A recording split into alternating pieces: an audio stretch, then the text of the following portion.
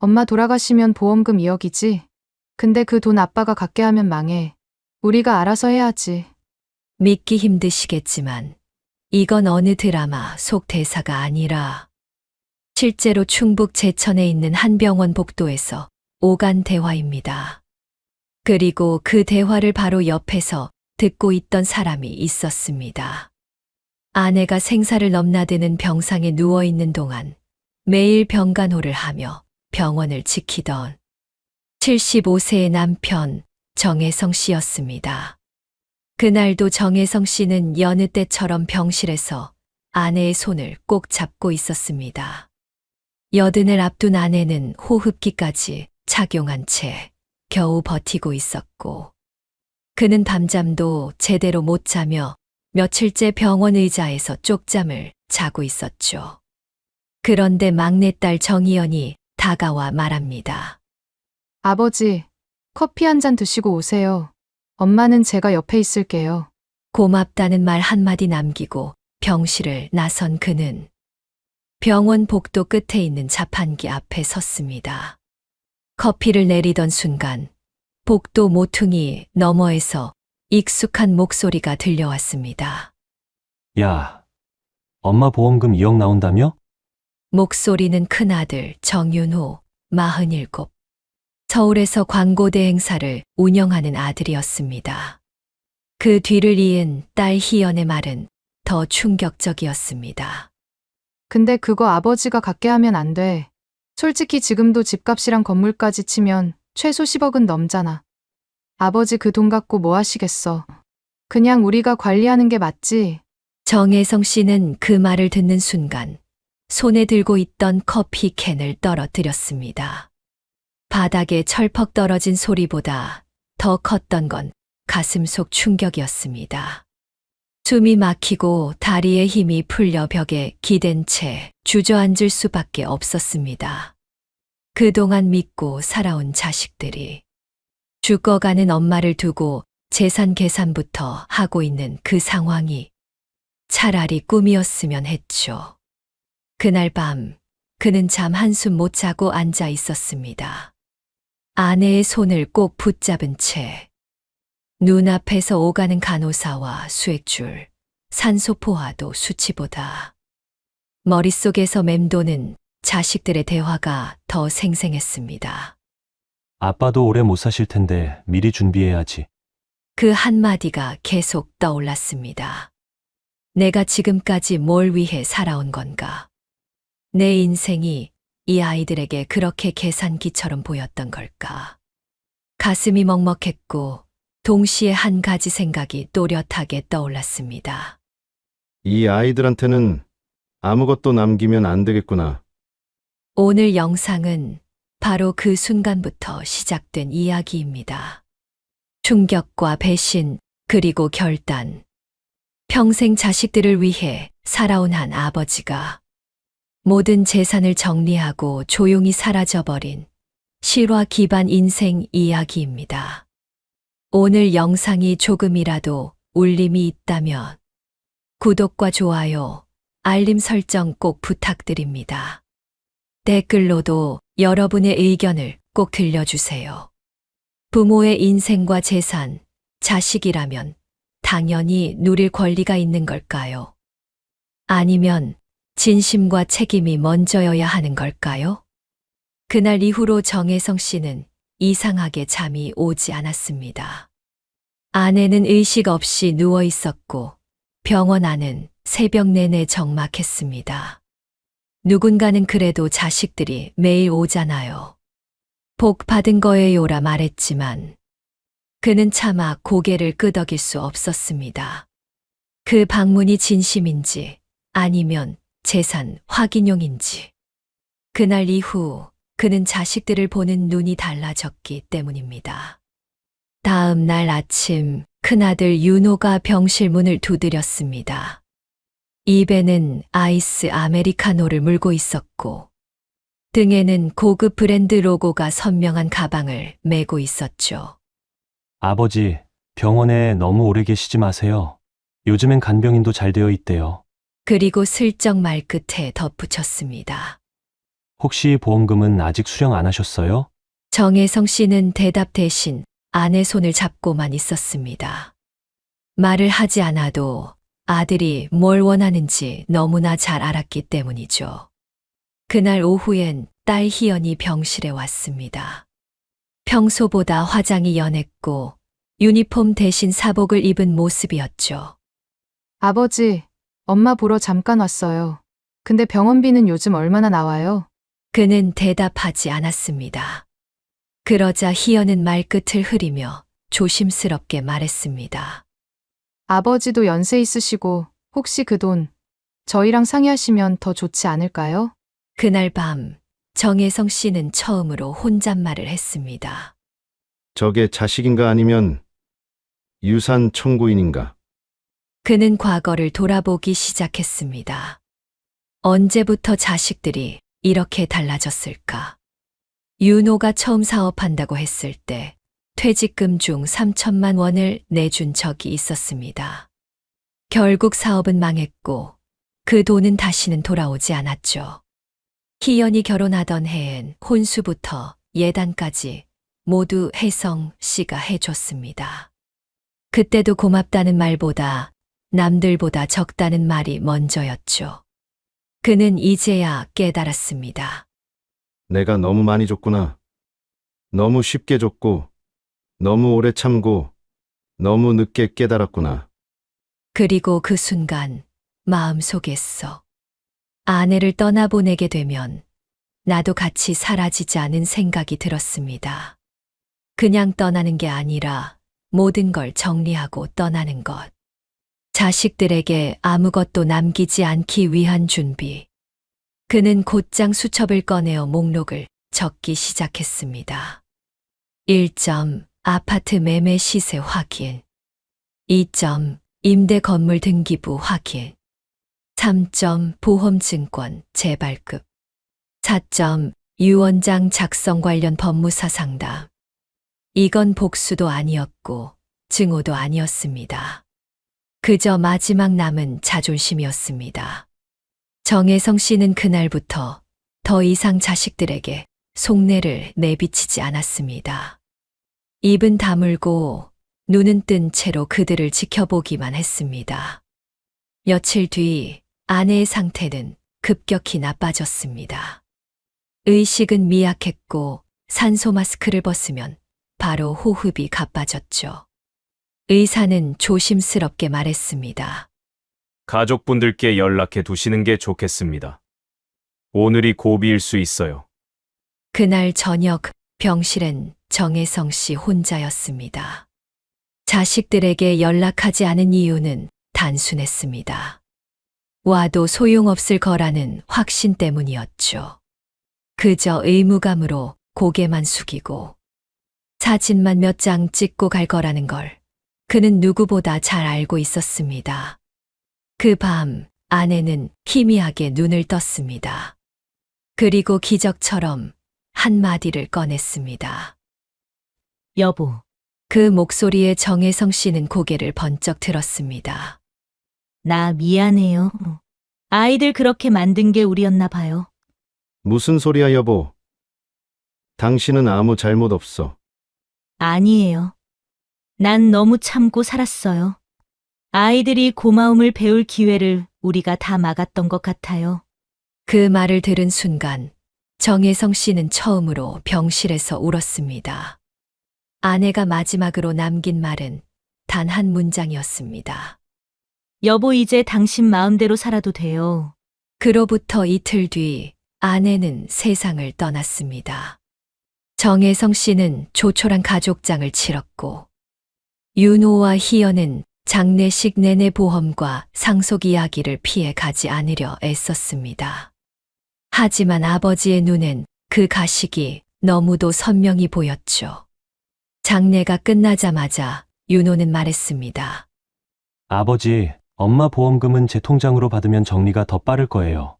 회사도 있고 하니까. 법적으로도 문제 없고요. 희연도 거들었습니다. 집이랑 건물은 나중에 상속세 정산 생각해서 미리 처리하시는 게 좋아요. 그건 제가 아는 세무사분이 잘 아는데 정혜성 씨는 대답 대신 자리에서 일어섰습니다. 그 길로 그는 동네 법무사 사무실을 찾아갑니다. 문을 열자마자 직원이 반갑게 인사했죠. 오랜만에 오셨네요. 정 선생님, 어떤 일로? 그는 단호하게 말했습니다. 유 원장을 쓰려고요. 그리고 제 재산 전체를 새로 정리하고 싶습니다. 상담은 2시간 가까이 이어졌습니다. 정혜성 씨는 자신의 자산 목록을 꼼꼼히 정리한 수첩을 꺼냈고, 법무사는 조용히 수첩을 넘기며 말했습니다. 이렇게 정리 잘 된 분은 처음입니다. 혹시 상속인 배제도 고려하시는 건가요? 그는 잠시 생각하다가 고개를 끄덕였습니다. 아이들에게는 최소한의 법적 몫만 남기고 나머지는 제가 직접 정한 대로 흘러가게 하고 싶어요. 그가 지정한 수령인은 경기도 용인에 있는 독거노인 쉼터를 운영하는 복지단체였습니다. 그곳은 과거 아내가 몇 번이나 자원봉사를 다녔던 곳이었죠. 그날 밤 정혜성 씨는 혼잣말을 했습니다. 이제 남은 삶은 나를 위해, 그리고 진짜 필요한 사람들을 위해 쓰자. 유언장을 작성한 다음 날 정혜성 씨는 바로 실행에 들어갔습니다. 먼저 자신이 살던 32평짜리 아파트를 매물로 내놓았습니다. 이 집은 아내와 함께 27년을 살아온 공간이었고, 결혼식 후 첫 아이를 안고 돌아온 날도, 손주가 놀러 오던 날도 모두 이 집에서 시작됐죠. 하지만 이제는 추억보다 상처가 더 많은 공간이 되어버렸습니다. 시세보다 1,000만 원 싸게 내놓겠습니다. 빨리 정리하고 싶어요. 부동산 중개인은 놀란 듯 물었습니다. 혹시 급한 사정이라도 있으세요? 정혜성 씨는 고개를 저으며 말했습니다. 그냥 비우고 떠나려 합니다. 다만 자식들에겐 알리지 말아주세요. 며칠 후 상가 건물도 정리에 들어갔습니다. 그가 직접 도면을 그려가며 설계했던 작은 3층 건물. 1층엔 세탁소, 2층엔 미용실, 3층엔 고시원. 20년 넘게 월세 수입이 꼬박꼬박 들어왔던 그야말로 노후 보장 자산이었죠. 하지만 그는 망설이지 않았습니다. 세입자들에게 미리 양해를 구하고 건물 상태 진단도 받고 중개 계약서의 사인까지 완료했습니다. 이 모든 절차는 자식들 몰래 조용히 진행됐습니다. 윤호는 그 무렵에도 자주 연락을 해왔습니다. 아버지, 집은 그대로 두시는 거죠? 요즘 부동산 시세가 올라서요. 희연은 문자로 이렇게 보냈습니다. 아버지 병원비랑 생활비 정리하려면 제가 도와드릴게요. 보험도 제가 알아볼게요. 하지만 정혜성 씨는 아무 답도 하지 않았습니다. 이미 그의 마음속에선 자식들은 더 이상 가족이 아닌 타인으로 바뀌어가고 있었죠. 매매 계약은 빠르게 진행됐습니다. 집은 한 달 안에 새 주인을 찾았고, 건물 역시 서울로 이사 오려는 중년 부부가 계약서를 쓰기로 결정했습니다. 정혜성 씨는 잔금 날짜까지 꼼꼼히 체크하며 통장에 들어올 금액을 마지막으로 확인했습니다. 총 자산 약 15억 6천만 원. 이중 상속 유류분으로 자식들에게 남겨야 할 법적 최소액은 약 4억 원. 그는 그 금액을 법무사에게 맡긴 뒤 나머지 11억을 복지단체로 기부하는 절차에 착수합니다. 그는 유언장 말미에 이렇게 적었습니다. 이 돈은 내가 평생을 일하고 참아내고 지켜낸 결과입니다. 하지만 내 자식들은 이 돈의 무게를 이해하지 못합니다. 그러니 이 돈은 내가 존중받을 수 있는 곳으로 향해야 합니다. 그리고 그는 가족 단체 채팅방에서 조용히 나갔습니다. 별다른 말도 공지도 없이. 며칠 뒤 희연은 아버지에게 전화했지만 통화 연결음만 길게 울렸고 윤호는 아버지 요즘 뭐 하시냐며 중얼거리듯 말했을 뿐이었죠. 하지만 정혜성 씨는 이미 도시를 떠날 준비를 마친 상태였습니다. 짐은 단출했습니다. 여름 셔츠 3벌, 속옷 6장, 아내와의 사진이 담긴 앨범 1권, 그리고 은행 예금 증서와 기부 계약서. 그는 자신이 쌓아온 모든 것과 자신을 오해하고 무시한 사람들 사이에 선을 그었습니다. 계약 잔금이 모두 정리된 날, 정혜성 씨는 새벽 첫 버스에 몸을 실었습니다. 도착지는 경남 남해의 조용한 바닷가 마을. 아내와 함께 예전에 여행 삼아 한 번 들렀던 곳으로. 그는 그때부터 마음 한편에 언젠가 여기에 살아보고 싶다는 생각을 품고 있었다고 했습니다. 천천히 산과 강을 지나 바다 가까이 다가갔고 그는 창밖 풍경을 바라보며 조용히 속삭였습니다. 이제야 내 인생이 시작되는 느낌이야. 남해에 도착한 그는 구석진 마을에 있는 허름한 단독주택 하나를 전세로 얻었습니다. 창문을 열면 바다가 보이고 주방엔 낡은 가스레인지 하나와 작은 냉장고가 전부였지만 그에겐 그 어느 아파트보다 따뜻하게 느껴졌습니다. 그는 매일 바닷가를 걸었습니다. 아침에는 모래사장을 맨발로 거닐고 낮에는 지역 도서관에서 책을 읽었으며 저녁이 되면 포구 근처에서 낚시하는 어르신들과 인사를 나누며 서서히 그 마을의 사람으로 녹아들기 시작했습니다. 그리고 어느 날 그는 그 지역 복지관을 찾아갑니다. 자신이 기부하기로 한 복지재단의 실무자들을 만나기 위해서였죠. 정혜성 씨는 조용히 앉아 담당자의 설명을 듣고 말합니다. 이 돈이 꼭 외롭게 죽어가는 어르신들 밥 한 끼에 쓰였으면 좋겠습니다. 복지관 담당자는 고개를 깊이 숙이며 말했습니다. 선생님 같은 분이 계셔서 아직 세상은 따뜻합니다. 여러분, 혹시 지금 어떤 생각이 드시나요? 한 아버지가 자신의 삶을 정리하고 새로운 곳에서 다시 시작한 이 이야기. 여러분이라면 과연 같은 선택을 할 수 있었을까요? 그렇다면 여러분의 진심 어린 의견을 댓글로 남겨주세요. 그리고 이 이야기가 마음에 드셨다면 구독과 좋아요, 알림 설정도 꼭 부탁드립니다. 여러분 한 분 한 분의 관심이 이 채널을 더 따뜻하게 만듭니다. 정혜성 씨는 그렇게 도시에서 지친 심장을 달래며 서서히 나를 회복하는 법을 배워가고 있었습니다. 남의 생활도 어느덧 한 달을 넘겼습니다. 정혜성 씨는 아침마다 바다를 향해 걷는 것으로 하루를 시작했고, 낮에는 근처 마을 회관에서 어르신들과 바둑을 두거나 된장국을 끓였습니다. 예전엔 하루하루가 버티는 시간이었는데, 지금은 살아있는 느낌이 든다고 그는 수첩에 적었습니다.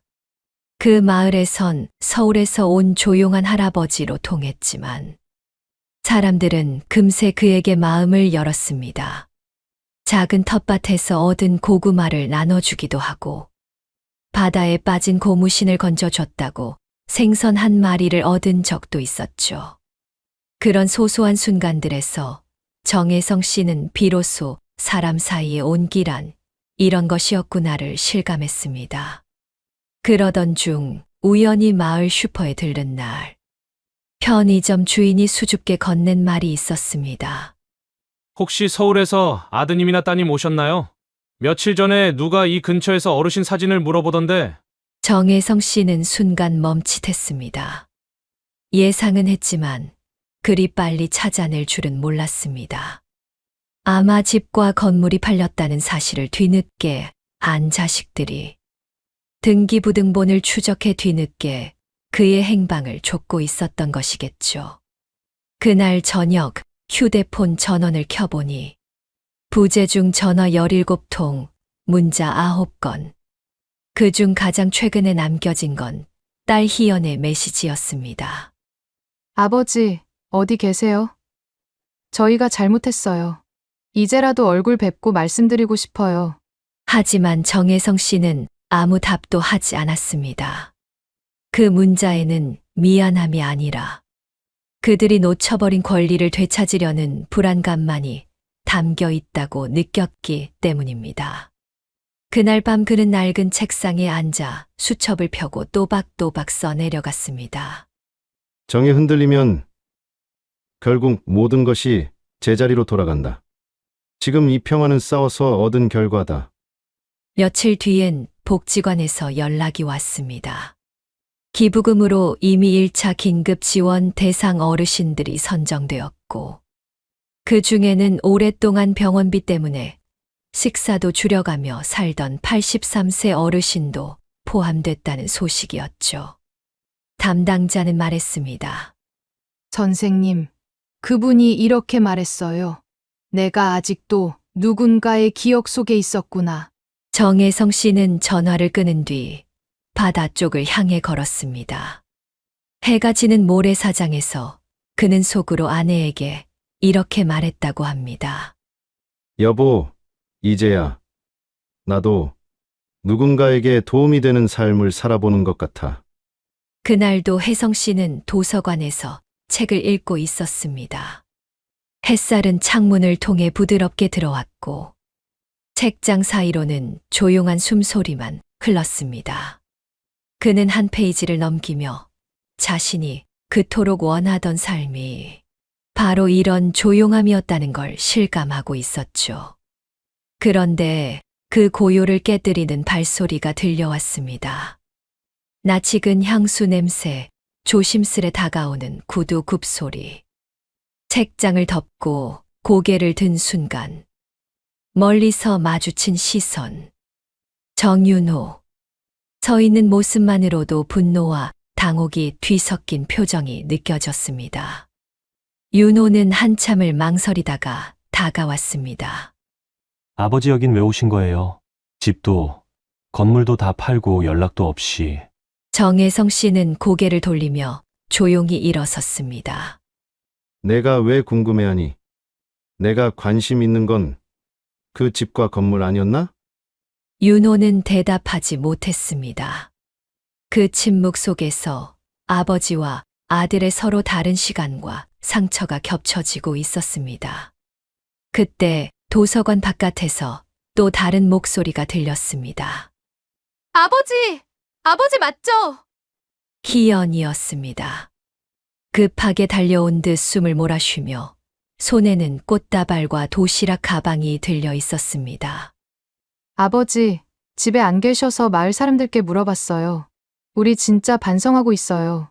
엄마가 돌아가시고 나서 아버지가 우리에게 뭘 느끼셨을지 이제야 조금 알 것 같아요. 하지만 혜성 씨는 그 말을 들으면서도 미동조차 하지 않았습니다. 잠시 후 그는 두 사람을 향해 조용히 말했습니다.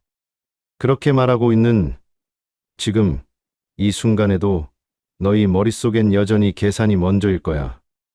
윤호가 울컥한 표정으로 소리쳤습니다. 그게 무슨 말씀이세요? 저희가 뭐가 부족했는데요? 엄마 장례도 치렀고 병원비도 챙겼고 보험금은 건드린 적도 없어요. 정혜성 씨는 허공을 바라보며 한숨을 내쉬었습니다. 너희가 놓친 건 돈이 아니라 나였어. 나는 부모였지만 한 번도 너희의 사람이었던 적은 없었던 것 같구나. 그 말에 희연은 결국 울음을 터뜨렸고 윤호는 입술을 깨물며 고개를 돌렸습니다. 그날 세 사람은 바닷가 방파제 앞에서 그 어떤 말보다 더 긴 침묵을 나누었습니다.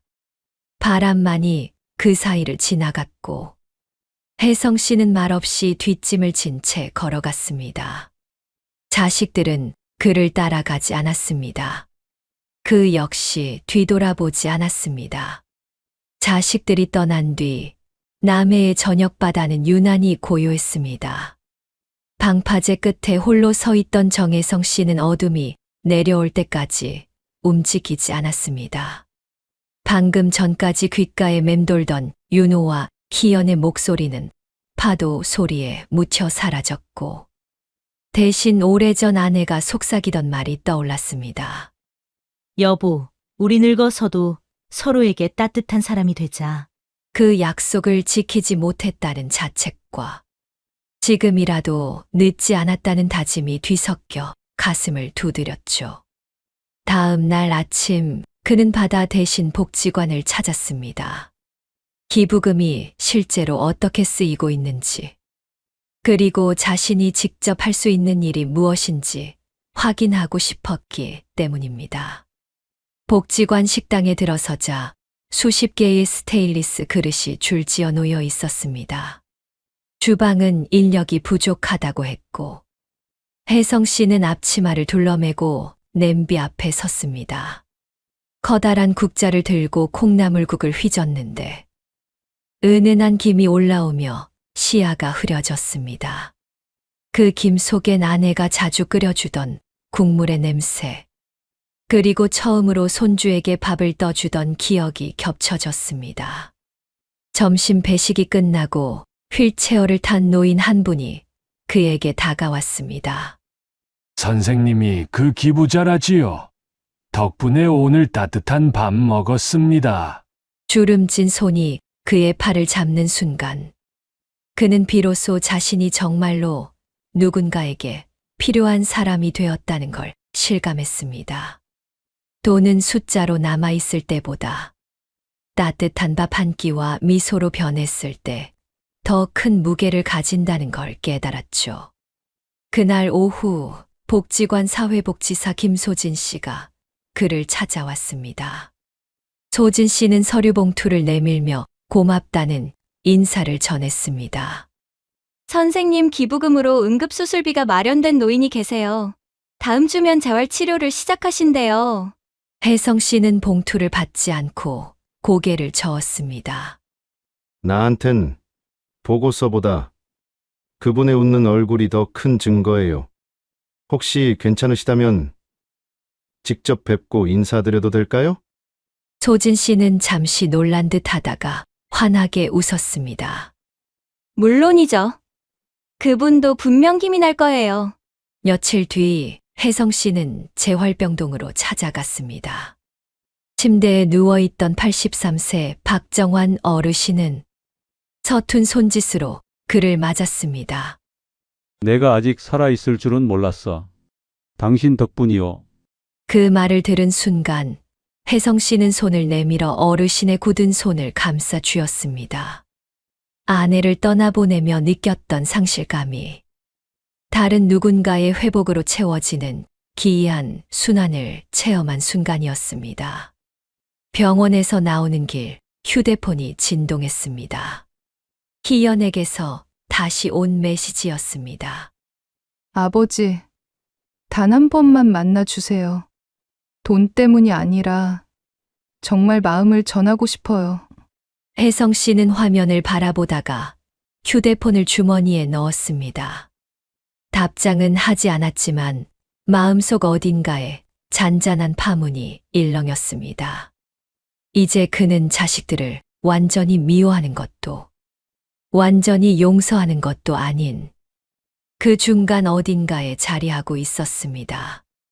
다만 분명한 건 어떤 선택을 하든 내 삶의 방향은 내가 정한다는 확신이었죠.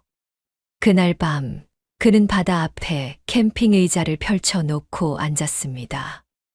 별이 쏟아질 듯한 하늘 아래 아내의 사진을 꺼내어 조용히 속삭였습니다. 당신이 말한 대로 나 이제 내 마음대로 살고 있어. 그리고 생각보다 괜찮아. 멀리서 파도 소리가 낮게 응답했습니다. 새로운 물결이 밀려오는 소리였습니다. 그날 이후 정혜성 씨는 자식들과 다시 연락하지 않았습니다. 메시지 창은 닫혀 있었고 통화 기록은 일부러 지웠습니다. 그러나 감정은 지운다고 없어지는 게 아니었습니다. 그는 복지관에서 돌아오는 길마다 자신도 모르게 마을 입구로 이어지는 도로를 흘끗흘끗 바라보곤 했죠. 어느 날 우체통에 편지 한 통이 들어 있었습니다. 익숙한 필체, 투박한 문장. 봉투에는 아무 주소도 적혀 있지 않았지만 그는 단박에 딸 희연이 보낸 편지라는 걸 알 수 있었습니다. 아버지, 어릴 때 제가 그랬던 거 기억나세요? 학교 끝나면 꼭 계단 밑에서 기다리시던 거요. 전 그게 너무 창피했는데. 지금은 그게 아버지 사랑이었다는 걸 너무 늦게 알았어요. 엄마한테 미안하다고 말하신 그날. 아버지도 정말 외로우셨을 것 같아요. 정혜성 씨는 편지를 다 읽고 천천히 접었습니다. 눈물은 흐르지 않았습니다. 그 대신 마음 한켠이 오래도록 아프다가 잠시 후 따뜻해졌습니다. 그는 편지를 작은 나무함에 넣어 아내의 유품 옆에 조심히 놓았습니다. 용서는 아니었지만 작은 응답은 되길 바랐기 때문이었습니다. 며칠 뒤 복지관에서는 경로잔치가 열렸습니다. 마을 어르신들과 자원봉사자들이 모두 모였고 정혜성 씨는 배식 봉사를 자처했습니다. 그날 예상치 못한 사람이 찾아왔습니다. 사회복지사 김소진 씨의 부모님이었죠. 그들은 정중하게 인사하며 말했습니다. 우리 딸이 선생님 얘기를 많이 했어요. 세상이 각박한 줄만 알았는데 그 말을 듣고 우릴 돌아보게 됐어요. 감사합니다. 그날 이후 소진 씨는 퇴근 후에 혜성 씨와 자주 마주쳤습니다. 두 사람은 책 얘기, 세상 얘기, 인생 얘기를 나누며 서로를 알아가기 시작했습니다. 소진 씨는 말했습니다. 선생님, 사람들은 늙어서 무너지는 게 아니라 마음을 닫아서 무너지는 것 같아요. 정혜성 씨는 조용히 웃었습니다. 맞는 말이네요. 나도 마음을 너무 오래 잠가 두고 있었던 것 같아요. 이따금 정혜성 씨는 자신의 삶을 영화로 만든다면 제목이 뭐가 좋을까 생각했습니다. 남겨진 아버지? 늦은 봄, 다시 피다?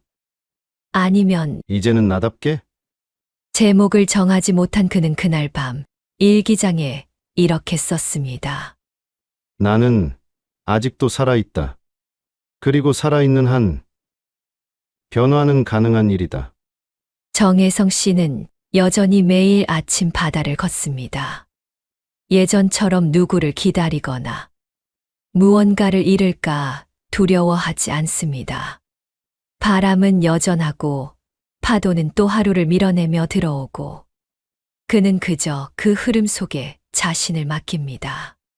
과거는 그대로지만 그에 대한 해석은 이제 조금 다릅니다.